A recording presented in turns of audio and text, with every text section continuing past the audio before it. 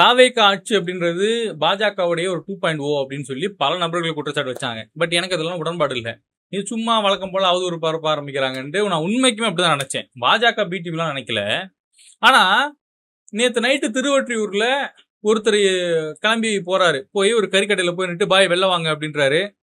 கறிக்கட்டுற வெளில வந்து என்னங்க ஆச்சு அப்படின்னதுக்கு நீங்க முன்னாடி கறி வெட்டக்கூடாது அப்படின்னு சொல்லவும், ஏங்க வெட்டக்கூடாது அப்படின்னா நீங்க வந்து பீஃப் வெட்டுறீங்க, மற்ற கறினா பிரச்சனை இல்லை, பீஃப் வெட்டுறது தப்பு, அதை நாங்கள் இனிமேட்டு அனுமதிக்க மாட்டோம் தமிழ்நாட்டில் அப்படின்னு ஒரு மடப்பைய, ஒரு மக்கு சாம்பிராணி, ஒரு ஹிந்து வெறி பிடித்த போய் பேசுது.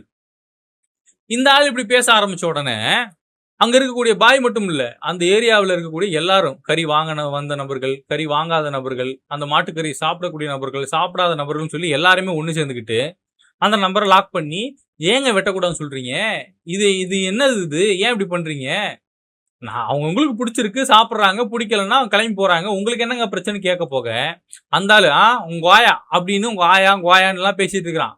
அப்பட்டமா கேக்குது.